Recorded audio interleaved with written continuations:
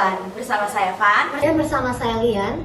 Nah, hari ini kita akan bahas hal-hal menarik seputar kehidupan kampus dan juga tantangan di baliknya. Betul sekali Van, karena episode kali ini kita akan membahas terkait hasil mini riset dari teman-teman administrasi negara.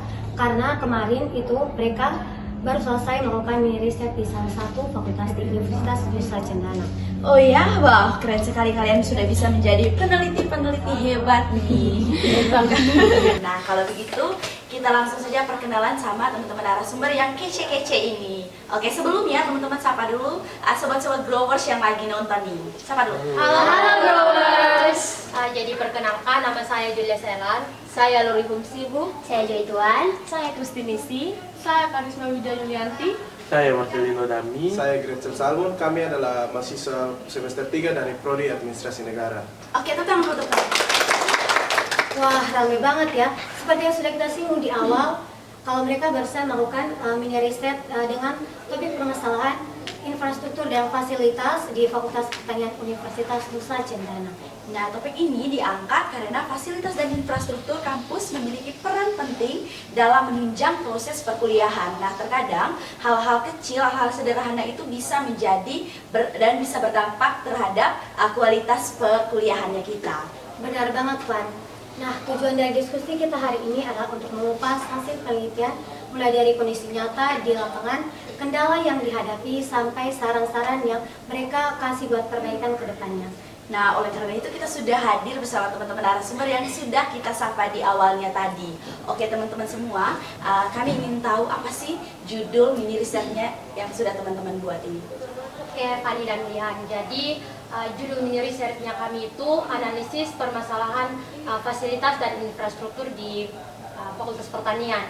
Nah, maksud dari judul kami ini untuk kami dapat melihat bagaimana permasalahan dan juga kendala yang ada di Fakultas Pertanian. Di situ kami mengambil sebuah metode, yaitu metode kualitatif, yang dimana kami turun langsung ke lapangan untuk melakukan wawancara dengan mahasiswa. Di situ ada perwakilan dari Ketua BEM dan Ketua BLM Fakultas Pertanian. Nah, setelah itu kami melakukan observasi dan juga kami mengambil dokumentasi. Wow, menarik sekali ya. Namun teman-teman, mengapa dari sekian banyaknya fakultas di Universitas Nusa Cendana, kenapa teman-teman lebih memilih meneliti di Fakultas Pertanian? Nah, jadi kami melakukan mini research-nya di situ untuk memenuhi tugas dari salah satu dosen pada mata kuliah kami, yaitu dasar-dasar logika dan filsafat ilmu. Dan karena pembagian kelompoknya saya dan teman-teman dapatnya itu di Fakultas Pertanian. Nah, kalian dan Kak Fani, di Fakultas Pertanian sendiri itu ada 3 program studi. Yang pertama itu ada program studi agroteknologi, yaitu bagaimana teknologi diterapkan dalam bidang pertanian. Yang kedua itu ada program studi agribisnis, yaitu bagaimana proses produksi, pengolahan, bahkan dalam pendistribusian produk pertanian. Terus yang ketiga itu ada program studi kehutanan, yang dimana dia berfokus pada disiplin ilmu dalam ilmu ekologi, konservasi, manajemen hutan, sama pemanfaatan sumber daya hutan. Oke, memang berarti teman-teman ini melakukan riset berawal dari tugas kelompok dan langsung melihat realita kampus ya. Oke, dari hasil mini risetnya teman-teman, apa sih yang menjadi permasalahan-permasalahan di Fakultas Pertanian sendiri? Nah, permasalahan utama pada Fakultas Pertanian, khususnya pada program studi kehutanan itu, masalahnya tuh terdapat pada plafon dan jendelanya. Jadi sehingga tuh kalau mahasiswa lagi pembelajaran, mereka tuh kurang nyaman karena cahaya matahari langsung masuk ke kelas karena jendela yang rusak.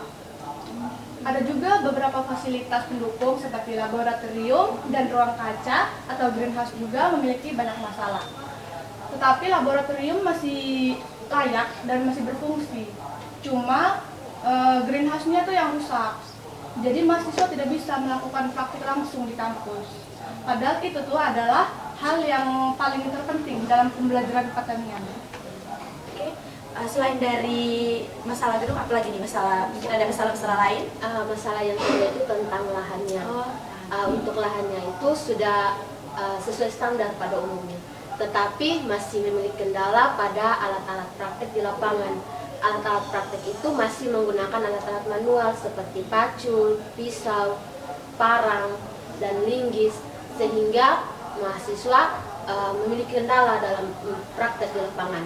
Dan untuk bibit, alat penyamaian bibit juga masih terbatas, sehingga mahasiswa menyampaikan bibit atau tanaman itu di rumah atau kos mereka, sehingga membutuhkan waktu yang sangat panjang dan bisa berpengaruh pada nilai mereka juga.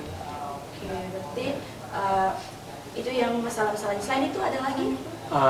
Permasalahan yang paling konkret adalah air. Nah, di sini teman-teman di Fakultas Pertanian sangat membutuhkan namanya air. Meskipun sudah ada namanya selang dan dinamo, mereka masih terkendala oleh sumur bor yang tidak ada di Fakultas Pertanian, teman-teman. Di sana dari pihak fakultas hanya menyediakan sebuah fiber disediakan oleh fakultas untuk saat melakukan mini riset. Teman-teman dari Fakultas Pertanian itu mahasiswanya memakai air saja tersebut. Nah, tetapi kita lihat mahasiswa masih terkendala dengan kurangnya air yang ada di fiber itu, teman-teman. Jadi mungkin dari Fakpeta mungkin bisa menyediakan sumur bor untuk membantu teman-teman mahasiswa untuk melakukan penelitian dengan baik. Wah, berarti cukup kompleks ya permasalahannya. Jadi tidak cuma satu aspek saja, tapi hampir semua hal yang mereka lihat dalam kegiatan belajar mengajar tuh masih jadi kendala ya, Kak Fan? Iya, betul banget Lian, karena tadi sudah disebutkan dari program studi kehutanan yang mengalami kerusakan gedung, mulai dari plafon, kemudian ada masalah juga di lahan itu yang terkait dengan kendala-kendala alat-alat pertanian, kemudian terkait juga dengan air yang menjadi permasalahannya juga di situ. Oke, dari permasalahan tadi itu apa yang menjadi, kemudian apa dampak dari permasalahan tersebut terhadap kegiatan perkuliahannya teman-teman di Fakultas Pertanian? Oke, dampak. Jadi di sini ada harapan dan kenyataan mahasiswa terhadap kualitas akademik. Dalam hal ini kondisi fisik di prodi dan di prodi dan di Fakultas Pertanian. Jadi di sini di ruang kelasnya saja di program studi kehutanan mengalami kesenjangan, yang dimana harapan mahasiswa saat masuk ke program studi ini mendapatkan fasilitas yang aman dan nyaman. Namun kenyataan yang ada saat mereka masuk, mereka mendapatkan ruang kelas yang sudah rusak, contohnya seperti plafon, AC yang tidak berguna, dan juga ada kursi yang sudah tidak layak dipakai. Selain itu juga di kebun mereka mendapatkan mengalami kendala, yang dimana mereka harus membawa alat-alat praktiknya dari luar kampus. Di kampus di prodi ini, di prodi kehutanan atau di Fakultas Pertanian, mereka masih menggunakan alat-alat praktik yang manual. Di sini terjadi kesenjangan antara harapan dan kenyataan mahasiswa, yang dimana mahasiswa mengharapkan bukan hanya teori yang mereka dapatkan, tetapi juga praktik. Namun harapan mereka saat mereka masuk, harapan mereka belum terjawab di program studi kehutanan. Oke. Menarik banget ya, Kak Fan. Kadang kita nggak sadar kalau hal-hal yang seperti ketersediaan ruangan atau alat yang kurang lengkap itu sebenarnya bisa berpengaruh ke aktivitas belajar mengajar mahasiswa, terutama di fakultas yang banyak kegiatan lapangan seperti Fakultas Pertanian itu sendiri, Kak Fan. Oke, kalau kemudian apa saja sih yang teman-teman tulis di dalam mini research teman-teman terkait dengan mungkin penggunaan teori atau apapun itu? Baik Kak, di sini saya akan memberikan gambaran sedikit tentang teori yang akan dipakai. Jadi di dalam studi kasus ini kami memakai teori, yaitu teori self qual atau service quality. Teori ini biasa dipakai untuk mengukur kepuasan masyarakat kepada layanan yang mereka dapatkan. Tapi di sini kami mengaitkannya dengan perkuliahan, yaitu di Fakultas Pertanian. Kami memakainya untuk mengukur apa yang sudah mereka dapatkan dari pihak kampus. Di sini kami ada memakai 5 dimensi, Kak. yaitu bukti fisik, keandalan, daya tanggap, empati dan juga jasmani.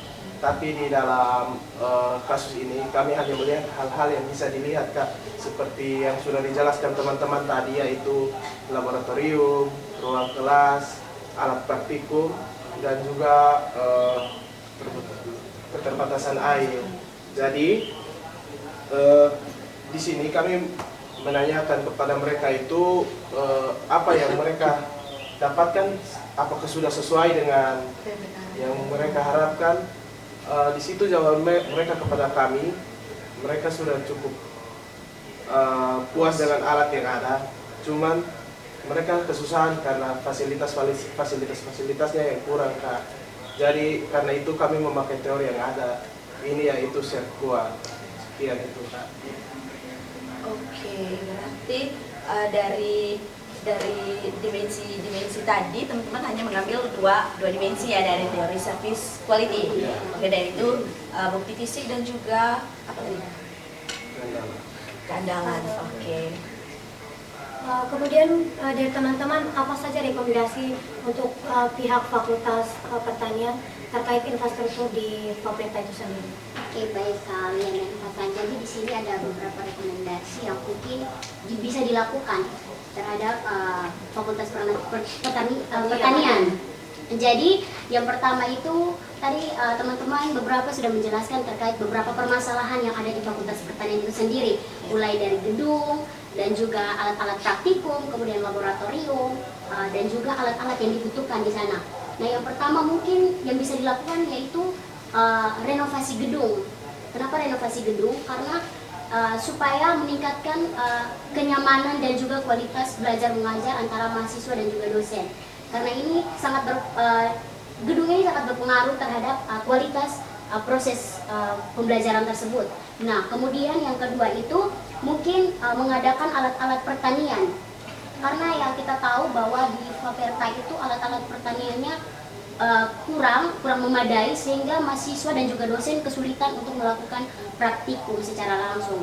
Nah, yang ketiga yaitu meningkatkan fasilitas terhadap greenhouse atau rumah kaca. Nah, di situ yang dibutuhkan juga adalah alat-alat semai, seperti teman Titi sudah menyebutkan bahwa mereka harus membawa alat-alat semai tersebut ke kos dan juga rumah mereka untuk melakukan penyemaian tersebut. Nah, yang keempat yaitu penyediaan air. Nah, air ini sangat diperlukan dalam kebutuhan pertanian, karena itu sangat kalau mau dibilang sangat konkret dan sangat menjadi suatu kebutuhan utama bagi mereka untuk bisa melakukan praktik secara langsung. Nah, mungkin mereka bisa menyediakan sumur bor atau penampungan air, karena keterbatasan air di sana itu cukup kurangnya ketersediaan air di sana. Terus yang kelima itu mungkin mereka bisa melakukan evaluasi dan juga kolaborasi antara mahasiswa dan juga dosen, kemudian terhadap dengan pihak fakultas untuk bisa meningkatkan mungkin lewat pengadaan dana atau bantuan supaya mereka bisa meningkatkan fasilitas-fasilitas yang masih kurang di Fakultas Pertanian. Mungkin itu saja yang rekomendasi yang dapat diberikan kepada kalian. Oke, teman-teman, keren sekali ya. Dari permasalahan, kemudian dampak, kemudian tadi sudah ada rekomendasi sama tanya sesuatu yang penting nih. Apa sih yang menurut teman, seberapa penting sih fasilitas itu menurut teman-teman semua? Dari, mungkin ada yang mau jawab? Dari teman Julia? Jadi fasilitas itu sangat penting bagi dunia perkuliahan ya, terkhususnya untuk kita mahasiswa dan sebagai penunjang dalam dunia perkuliahan. Karena kalau tidak ada fasilitas seperti contohnya AC, kita tahu sendiri bahwa di Kota Kupang itu panasnya tuh melebihi seperti kita lihat dengan matahari. Jadi kita tuh butuh AC yang betul-betul menyala dan dapat menunjang proses perkuliahan. Oke. Ada lagi yang lain? Mungkin untuk dari saya tergantung fasilitasnya, yaitu ini proyektor, Kak. Karena beberapa masalah yang kami ambil juga ada mahasiswa yang mengatakan bahwa mereka juga kekurangan tentang proyektor. Karena kalau tidak ada proyektor, kita tidak bisa menjalani kuliah dengan baik karena PowerPoint yang dibawakan oleh dosen itu tidak tertera kepada kita. Oke, berarti fasilitas itu bukan satu hal yang sederhana sebenarnya, tapi itu sangat-sangat berdampak kepada efektivitas perkuliahannya kita, bukan hanya dari teman-teman di Fakultas Pertanian, tetapi itu juga yang dirasakan oleh teman-teman di administrasi negara. Keren sekali ya teman-teman semua sudah memiliki cara pandang yang luar biasa melalui mini riset ini, dan obrolan hari ini tuh benar-benar menarik ya Emilian dan juga Sobat Growers. Dari riset kecil ini tentang fasilitas dan infrastruktur di Fakultas Pertanian, ternyata kita bisa belajar dan tahu banyak hal. Iya Kak Van, kita jadi tahu bagaimana masalah yang kelihatannya sederhana seperti alat praktik, ruang kelas atau air di kebun percobaan bisa punya pengaruh besar terhadap kualitas belajar mahasiswa. Dan yang lebih penting lagi dari penelitian ini tuh kita bisa melihat bagaimana proses berpikir ilmiah itu berjalan, mulai dari mengamati masalah, kemudian merumuskan pertanyaan, mengumpulkan data, sampai menarik kesimpulan yang sangat-sangat logis, dan ini semua sudah dilakukan oleh teman-teman semua.